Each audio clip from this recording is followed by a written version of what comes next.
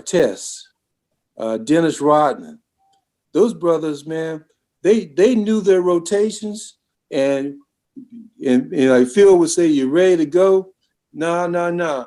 Let's go over this one more time, because they knew. See, Scotty and Michael wasn't gonna blame for nothing. They knew they had to know their rotation. Now they just went and they knew them.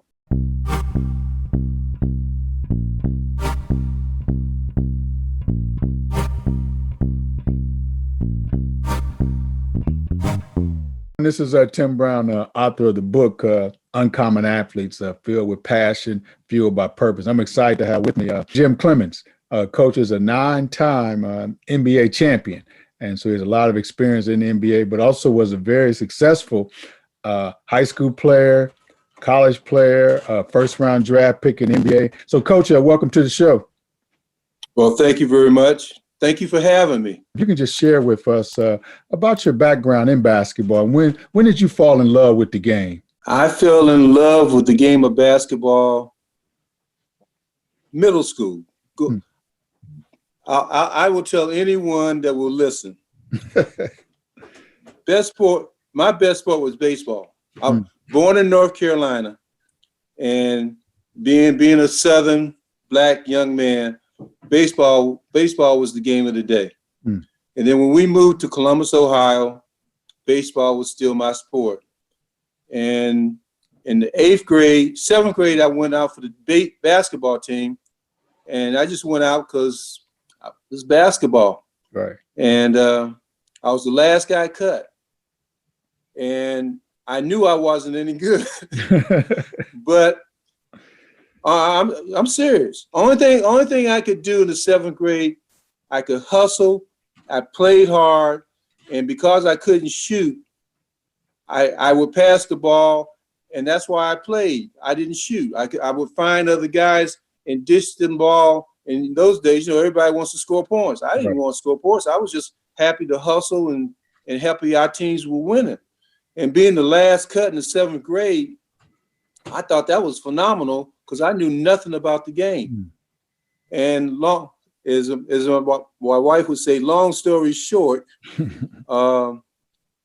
being a baseball player, I was a pitcher, I was an outfielder, and I always needed someone to throw the ball to and with.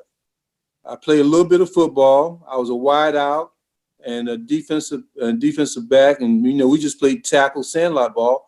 You still need somebody to throw the football with. And I'm the only boy between 2 sisters, and I'm an outdoor kind of kid. So basketball became my sport because all I needed was the ball in the hoop. And I would spend hours out there, learn how to make a layup. I started reading basketball novels in the library about these fantasy kids playing ultimately winning state championship and the struggles that they had to become a good team.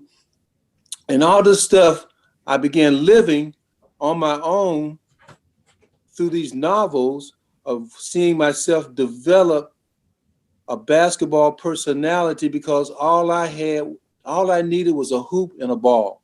I didn't need somebody to throw the ball back to me. Academics was always important in my livelihood, in my growing up process. In fact, that's why we moved from North Carolina to Ohio, is that my parents wanted to make sure that we got a good education. So getting a proper and good and a valuable education was at the heart and the roots of why we even moved from North Carolina to Ohio as a youngster.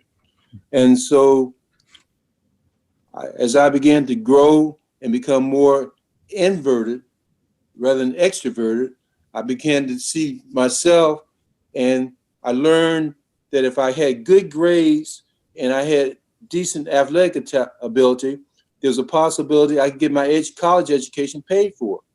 So that gave me a game plan. Right. Hey, because I had to have good grades. If I didn't have good grades, nothing was going to happen. So grades wasn't a problem. Problem and the issue began, would I be good enough athletically? So if I got a partial scholarship, in those days, that's what they sometimes gave you. You weren't good enough, they gave you partial. So if I knew the academic side was going to be taken care of, but could I hold my own athletically so I could get a full scholarship? That's what my goal was, because I had two sisters, and I knew they had to go to college because they were brainiacs. I mean, one sister was valedictorian of her class, and the other one was class runner-up. Mm-hmm. So, I had competition to just in the household just to prove that I was a member of the family.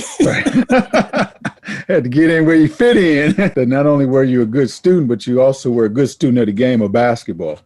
Sounds like you really learned the game, not just playing the game, but learning the ins and outs of basketball. Where did that come from? How did that lead you into being a great coach, into coaching? As you and I both know, in this sport, the major egos want to score the ball. Mm-hmm. They want the ball in their hand, and I knew I wasn't a good shooter. Mm-hmm. So, and those guys that thought that they were good players, the more they had the ball in their hand, the more shots that they took. And I started to realize, well, they're not really that good as shooters. They're just taking a lot of shots. Right. So I started to realize that the shots that I take, I better make, or they're going to not want me to shoot the ball at all. Hmm. And so I began to realize that certain spots on the floor, I was a good shooter. And what made me a better shooter, I took high percentage shots. Mm. So I pride myself in my shot selection. I pride myself in because I was always quick. And at the defensive end, I started to understand how to read. And then this gets me into the scouting thing now. Mm-hmm. I began to watch the people I was going to play against. I started watching their habits. Mm. And so I'm thinking, this guy likes to go left. This guy, he only takes jump shots here. He shoots the ball right in front of his head. And I've always had long arms. And so I said, well, if I can control the shots that he takes and make him think that I may block his shot, then he's not used to doing that. I want to make him uncomfortable when I play against him. Success comes, especially in the sport of basketball, because it really starts with team. Yeah. I mean, I was fortunate to play one of my teammates in high school, one of the best basketball players I ever played with in my life. He was first team All-State, and he could play, bro. Mm. But the same point is, and he went to a major college, but I knew my goal was to get my college education paid for. Hmm. So that's all. That's what I asked. I mean, at night, I'd ask the Creator to watch over me and guide me and help me get my college education paid for. My goal was not to be a professional basketball player. My goal was to be an educator, be happy, have a family, and do some good in my neighborhood and the community. Those are my goals in life. So it sounds like God had a bigger plan for you. He had a bigger plan for you, not just to be a player, but you went on to be a great player, be a first-round draft pick in NBA. But then you became a coach. Where did the coaching come from? How did that opportunity come about, Coach? I was blessed, and I use that word from my heart. Mm-hmm. I had wonderful coaches teach me the game. In the ninth grade, I wasn't good enough, quote unquote, to make the varsity. So we played something in Columbus called High Y. Mm-hmm. It was an extension of the YMCA program. And if you weren't good enough to make the varsity, you played on the High Y. And my coach, my teacher, was a minister. Unbeknownst to me, we didn't know he was a minister till about halfway through the season. Right. And that was his job. He taught school, but he was a minister and had a church. And the way he talked to us and with us, as I look back, you knew he was a man of God. His assistant coach was a minister too. Wow. So I was almost like I had spiritual people looking after me and guiding me as I was beginning to be introduced to this game of the sport of basketball. And I've always felt that way because they just talked to us as young men about what we were doing, and it wasn't no hollering, wasn't no cussing, wasn't no fussing. It was almost like a classroom setting, but the classroom was basketball, and there wasn't any pressure on us to win. And we ended up winning the championship. We lost one game. We played a 10-game season. We were 9-1. I ended up being the leading scorer on that team, and I look forward to moving on to the high school. I was fortunate enough to get moved up to varsity, and that taught me a lesson too, because I never played. The 10th grade year, I got a chance to half the season I dressed varsity, but never played a minute. But I got a chance, but in 10th grade, you dress in varsity, that was a statement in itself. Oh, yeah, that's big. Yeah, so you get out there, and my junior year, look forward to it, and because I had some experience now, and I felt myself getting better, and we had a good team.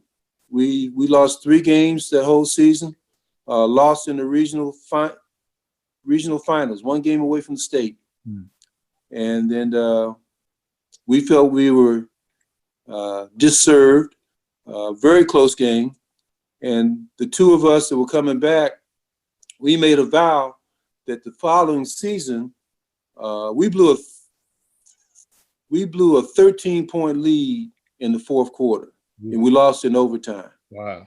Well, see, the thing is, Tim, if you watched our team play, that was very uncharacteristic of how we play. So we felt that we were disserved by the people that were blowing the whistle. And so at the end of that game, we made a vow to ourselves that next year it wasn't going to happen. So my senior year, we lost 2 games. The 2 games that we lost, we had to win. We had to beat the 2 teams that we lost to get to the state title.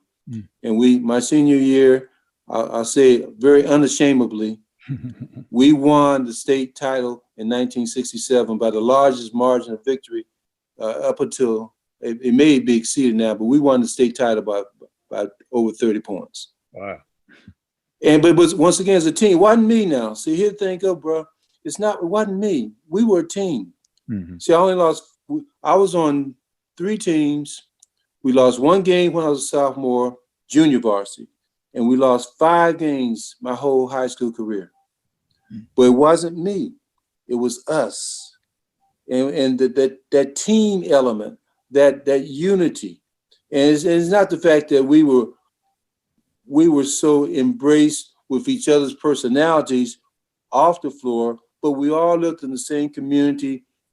We talked to each other, we knew each other, and we generally cared about each other. When you're together in those moments at practice, and before practice and after practice, where you get together and you challenge each other on shooting games, and you try and see, how many you can make in a row from different spots, that competition, that's the thing that really thrives on good teams. People talk about maybe Scotty and Michael. It wasn't so much of them playing against each other or with each other. It was just, hey, let's make shots. Let's see how many shots we can make, how many shots we can make in a row, how many shots we can make in different spots all over the floor. And it's the thing of, it's the challenge. And knowing that you got somebody that you like who's right there sniffing at your heels, and yeah, I'm better than you, I'm just as good as you. And you know what? I'm happy, because when I know that they got me, I know that you open, I got confidence in you. That relationship that you build on close teams is almost, I'm gonna use the word spiritual, but you trust each other. You believe in each other. And when the defense takes something away from you, then instinctively he's got your back. When you talk about defensive assignments and rotations and this type of thing, it's almost, you're so close, you understand what has to be done, and you know that there's nothing he wouldn't do for you because he's got your back, and vice versa. These are the things that when you talk about this past winter, the last dance and all the life and the breath that it brought about, it never talked about how the practices. See, come game time is easy, because if you practice hard, then that's basically the way you start to live. You live and you trust each other. And so come game time, that's just what you do. That's what you put in the hard work into. It's, any coach that has to rant and rave when in front of, the large crowd, he's just putting on a show. The hard work is done in practice. And then that's when, we had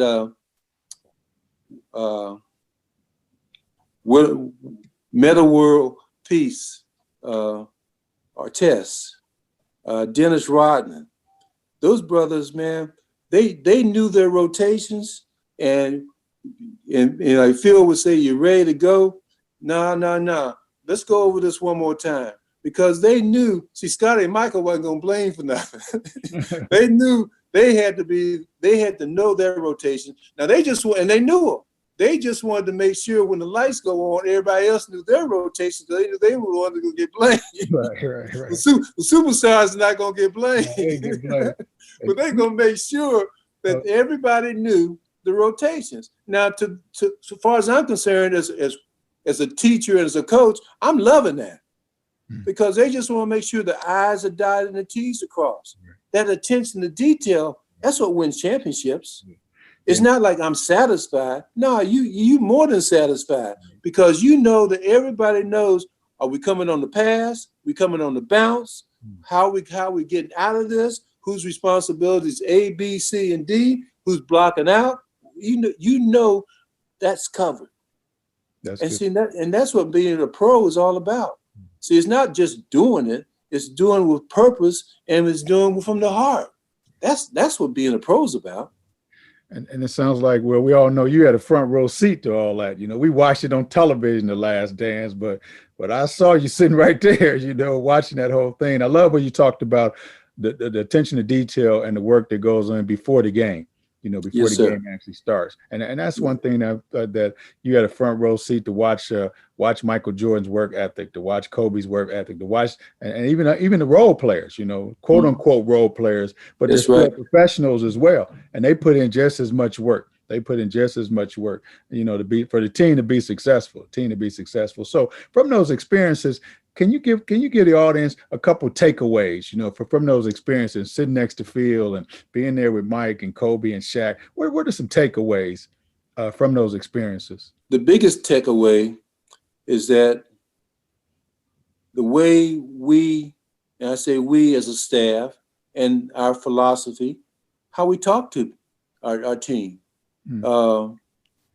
Michael was the star, but M, to his credit, he just wanted people to play hard. See, and in playing hard, then you find out where other people's hearts and their minds are as well. And people say, when I came to Chicago in 89, 90, and and Michael's reputation obviously was beginning to really explode. And Michael had won an NCAA championship. Now that's the crowning piece I don't have. I've been blessed enough to win a high school championship. I've been blessed enough to win multiple NBA championships. I've been to 12 finals, and we won 10 of them. And the 2 that we lost, here you go. If it coulda, shoulda, woulda, I should be 12 and 12. Right. But there were lessons. Here you go. There were lessons obviously we need to learn. So I'm 10 out of 12. But that's okay. But it's the way you treat people. See, and then this when you want some nuggets, you treat people the way you want to be treated. There wasn't a lot of cussing, wasn't a lot of fussing. We treated our team and our teammates with the respect that they deserve.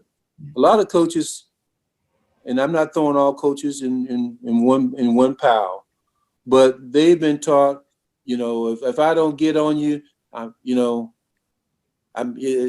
get on you because I like you. Okay, well, you don't like me so much. Our coach worked us hard, but he treated us once again like we were people. If you had a question, ask your question. If you didn't understand. Hey, Coach.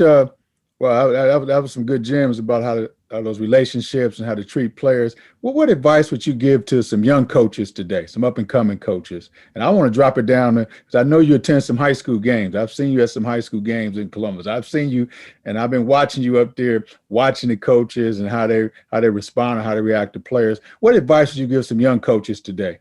Love what you do. And I think the first question I would ask myself is, why do I want to be?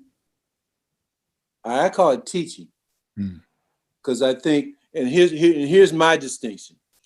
Oftentimes, I think we say the word coach when I like to use the word teach, because I think a lot of people want to coach because they want the teams to play just like they play or would have played. And I think if we're good teachers, we teach skills. And then we try and help our pupils understand the situations in which to use those skills. It's about how do we pass on wisdom? Why do you want to be a teacher of the sport we call basketball? All right? Because basketball is one of the toughest games, I think, to really understand, because everything in basketball is a skill. Think about it. Everything that you do in the sport of basketball is a skill, from how you slide your feet, play defense, how you dribble the ball, pass the ball, shoot the ball, block out. Everything is a skill. Basketball is one, and I can understand when young people say basketball is too complicated and they'd rather just, baseball, football, track, right. But everything that you do in the game of basketball is a skill. So that's why I say you have to teach the game of basketball.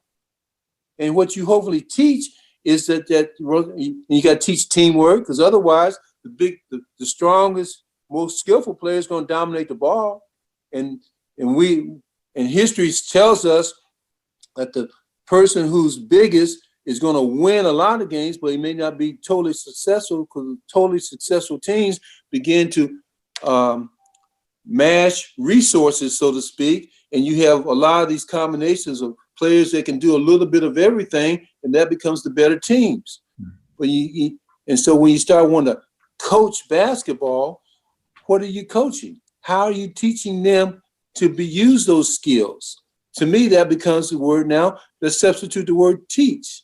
We try to teach them how to use those skills in order to be successful, much like we do and when we start talking about life. We talk about life skills. Now take me to these young players, because I see you at games watching these guys.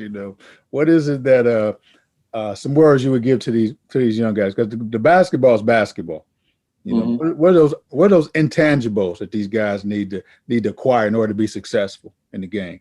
I have a lot of cousins and surrogate nieces and nephews and people that good friends, and a lot of times I chuckle because my friends, they have sons now they're playing. They want me to talk to their sons. Right. I said, well, they just like you when you were growing up. I said,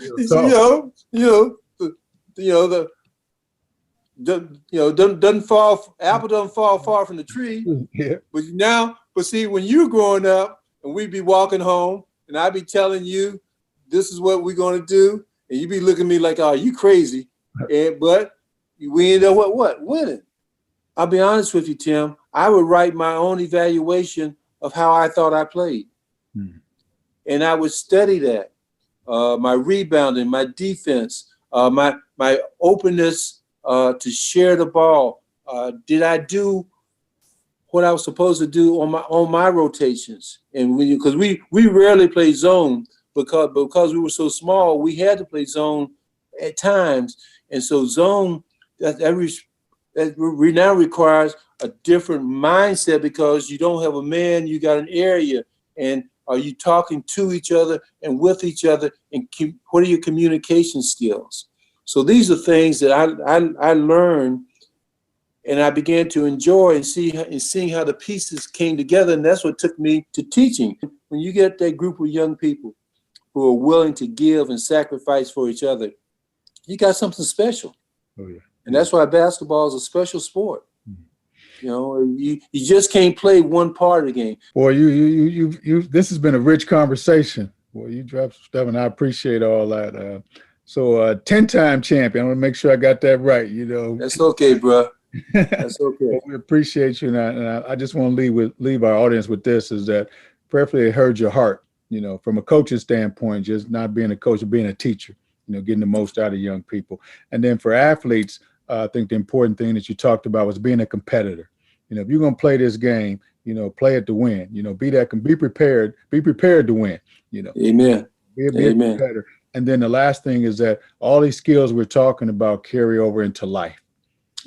Carry over in life. You know, if you can compete on that court, compete in the classroom, young people. Yeah. You know, compete in this world to be the best, like you said, best father you can be, you know, best husband you can be the best community person you can be. And as a coach, you know, instill those skills in your players, you know, in your players. When they look back over their athletic experience, we can look back and say, man, I learned a lot from that. I learned more from basketball. Basketball is just an extension of the classroom. You know, amen. With those life skills that we learn. So, Coach, I appreciate your time and thanks for being a part of today's broadcast. Well, thank you for the invite. I appreciate that. Yeah, do that. All right, be blessed now. Have a good one. I am. Peace to you, bro.